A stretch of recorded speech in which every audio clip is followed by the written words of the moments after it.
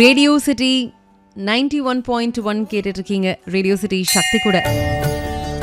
ஆலய தரிசனம், ஆலய தரிசனம். இன்னைக்கு நம்ம ஒரு அற்புதமான கோவில் பற்றி தான் தெரிஞ்சுக்க போறோம். இந்த பொது பரீட்சை பப்ளிக் எக்ஸாம் எல்லாம் எழுதுறாங்கல்ல, இது எழுதி முடிச்சுட்டு அவங்களுடைய உயர்கல்விக்கு என்ன மாதிரியான கோர்ஸ் எல்லாம் எடுக்கணும் அப்படிங்கிறதுல அந்த குழந்தைங்க ரொம்ப ஆர்வத்தோடு இருக்கக்கூடிய ஒரு காலகட்டம். இந்த மாதிரி உயர்கல்விக்கு தயாராகக்கூடிய மாணவர்கள் தடையில்லாமல் அவங்க நினச்ச இடத்துல இடம் கிடைக்கிறதுக்கு ஒரு கோவில் இருக்குது. திருவாரூர் மாவட்டத்தில் திருக்களர் அப்படிங்கிற கிராமத்தில் பாரிஜாதவனேஸ்வரர் கோவில் இருக்குது. இந்த கோவிலில் இருக்கக்கூடிய முருகன் அவ்வளோ விசேஷம். வியாழக்கிழமை அன்னைக்கு அந்த முருகப்பெருமானை வழிபட்டால் உயர்கல்விக்கு தயாராகக்கூடிய மாணவர்களுக்கு அவங்க நினச்ச மாதிரி நினச்ச இடத்துல சீட்டு கிடைக்கும் அப்படின்னு சொல்லுவாங்க. இந்த தலத்தினுடைய வரலாறுன்னு சொல்லும்பொழுது, பதஞ்சலி வியாகரபாத முனிவர்களுக்கு சிவபெருமான் நடன தரிசனம் கொடுக்குறாரு.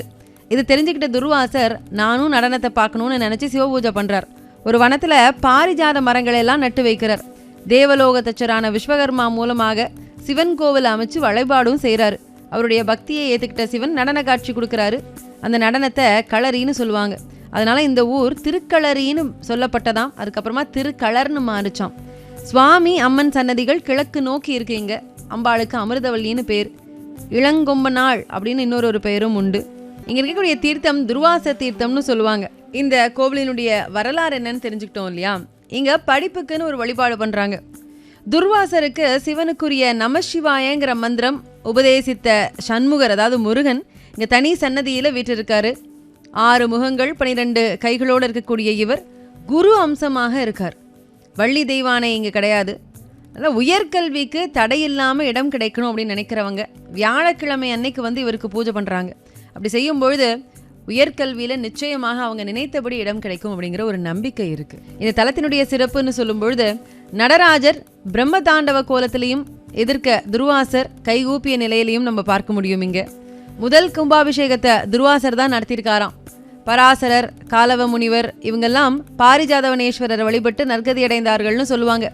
தேவார பாடல் பெற்ற காவிரி தென்கரை தலங்களில் இது 105வது தலம். இங்கே திருப்பணி செய்த கோவிலூர் மடாதிபதி வீரசேகர ஞான தேசிக சுவாமியினுடைய அதிஷ்டானம் கோவில் பக்கத்துலேயே இருக்குது. இங்கே திருவிழான்னு சொல்லும் பொழுது சித்திரை மாதம் சித்திரை நட்சத்திரத்தில் திருவிழா நடக்குது. வைகாசி விசாகம், நவராத்திரி, கந்த சஷ்டி, ஆருத்ரா தரிசனம், மார்கழி சஷ்டி திதி, சதய நட்சத்திரத்தில் நமசிவாய மந்திரம் உபதேசம் பண்ணக்கூடிய அந்த நிகழ்ச்சி இதெல்லாமே இங்கே நடக்குது.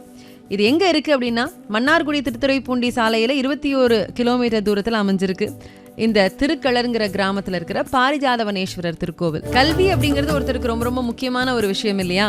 இப்போ பொது தேர்வெல்லாம் நடந்துட்டு இருக்கு.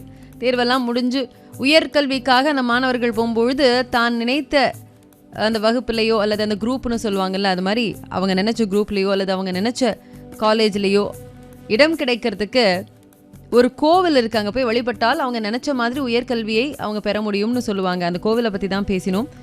எங்கே இருக்குன்னா, திருவாரூர் மாவட்டம் திருக்களர் கிராமத்தில் பாரிஜாதவனேஸ்வரர் கோவில். இந்த கோவிலில் ஒரு முருகன் சன்னதி இருக்குது. இந்த முருகப்பெருமானை வியாழக்கிழமை அன்னைக்கு வழிபட்டால் உயர்கல்விக்கு தடையில்லாமல் அவங்க நினச்ச மாதிரியே உயர்கல்வி பெற முடியும் அப்படிங்கிற ஒரு நம்பிக்கை இருக்குது மக்கள்கிட்ட. இந்த கோவிலில் தான் பார்த்தாக்கா துர்வாச முனிவருக்கு நமசிவாய மந்திரத்தை முருகன் உபதேசம் பண்ணினார்னு சொல்லுவாங்க. அதனால இங்கே குருவாகவே இருக்கிறார். அப்படிங்கிறதுனால முருகப்பெருமான வியாழக்கிழமை தரிசனம் பண்ணும் பொழுது நமக்கு அந்த உயர்கல்விக்கான அருளை அவர் தருகிறார் அப்படிங்கிற ஒரு நம்பிக்கை இருக்குது. அந்த கோவிலை பற்றி தான் பேசினோம். இதே மாதிரி இன்னும் நிறைய கண்டென்ட்டை என்ஜாய் பண்ண சப்ஸ்கிரைப் பண்ணுங்க ரேடியோ சிட்டி தமிழ்.